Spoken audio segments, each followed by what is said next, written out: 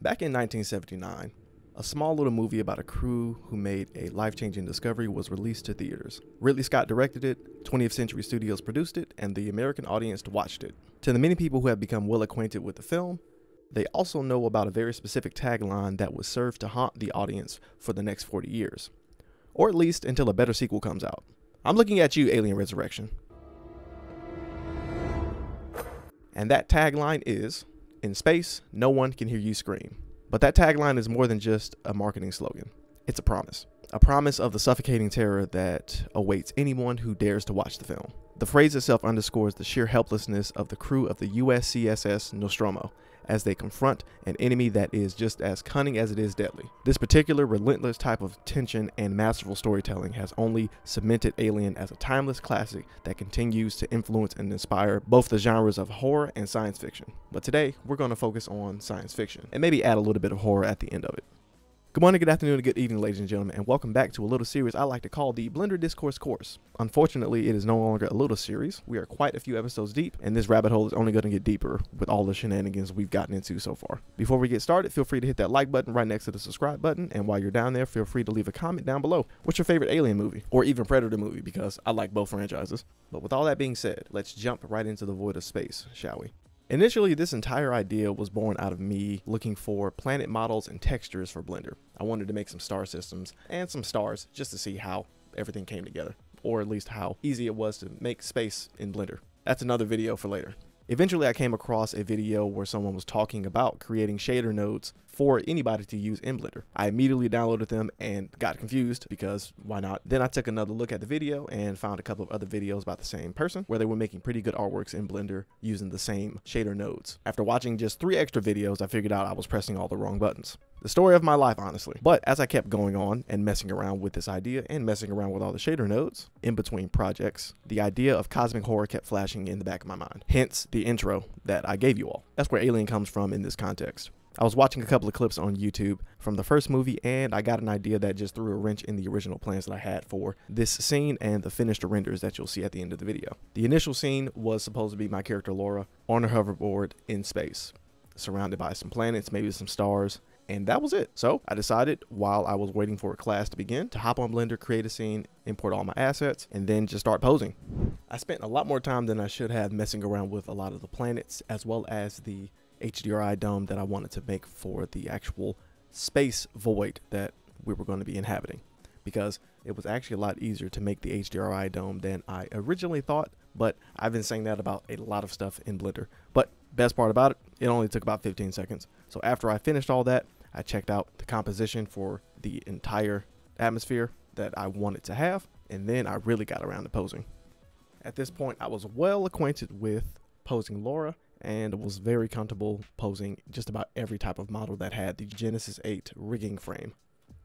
As I finished up the first pose for the first set of ideas that I was going to use for this project, I started to add the hoverboard in and actually see how the bones and the actual model would naturally look when they would be floating in the void of space. It didn't actually look as natural as I wanted to, so I had to go back and tweak it a lot more than I really wanted to. That kind of led into me changing the entire idea for the end result later on, which again, you'll see at the end of this video. I ended up adding a lot more camera angles to this entire scene than I actually used in the final result, but I still wanted to figure out what I wanted to do. So I ended up using most of these cameras to actually see how the nebula would render once I was done rendering everything. As per usual, nebulas have particles. The planets have a couple of particles, but those nebulas really destroyed a lot of what I wanted to do for this project. So I had to go back and redo the nebula a couple of times, and my GPU was screaming the entire way. A couple of planet tweaks later and some more pose tweaking later, I ended up having a nice piece of composition that I was actually satisfied with. One of the funny things about space is that everything is not actually that close to each other, so I actually had to be careful with where my where my locations for the planets would actually end up being, especially when I added the nebula cluster here, because the nebula cluster added a lot more density than was mostly necessary, but it added a lot more density to the entire scene. So that meant I had to make sure certain planets were not too obscured in the entire scene. That entire nebula scenario fell apart after I decided to change the posing for this entire scene into something completely new. After a couple of minutes of thinking, I decided to just go with a Silver Surfer style pose. Since Laura actually is an avid comic book reader in the story, she definitely wouldn't know who Silver Surfer is. Those two things just kind of lined up perfectly. So I decided, what type of posing do I need to do on the hands? I kept her hands behind her back, but I had to make sure that her shoulders and her elbows were properly formed and posed. So I ended up going back and tweaking that a lot more later on. Overall, the pose that I came out with was very fun, and it did capture a little bit of the silhouette, or at least it captured a lot more of the silhouette than what I had originally planned. The hardest part, honestly, was actually getting her to stand on her hoverboard the way I really wanted it to. In my head, I was trying to fight how it was going to look. Overall, I think it still came out nice, but once I got all the posing done and ready to go, I slapped her on top of that hoverboard, and then I got the rest of the atmosphere together. The atmosphere in this case being the nebula, which again had everything screaming, as well as the stars and planets. Funny enough, I kept changing the entire layout of the nebula, but at the end of it, I kind of preferred the render that didn't have the nebula, so that kind of left 17 hours worth of rendering separate frames with the nebula inside of it. Kind of just moot. Every time I tried to add the nebula into frame and actually render everything, it took roughly about 3 hours and some change to get the final result. And then I got the final result, and then I realized, oh, this actually didn't look like what I wanted to. So I ended up scrapping the nebula idea in the final render, but I still have some of the test renders.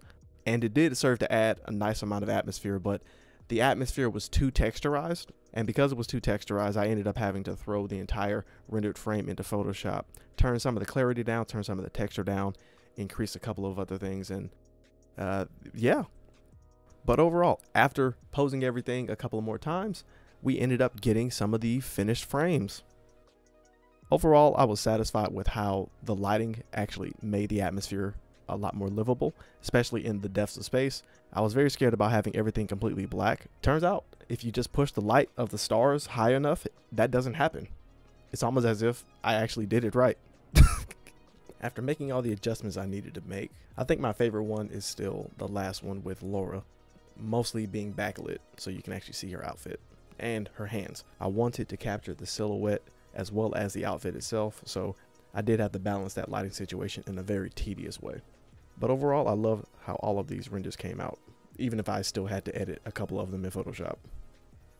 Let me know which one looks best to you in the comments below. And with all that being said, feel free to check out the rest of the Blender Discourse course playlist that should be on the screen now. And I will check you all later.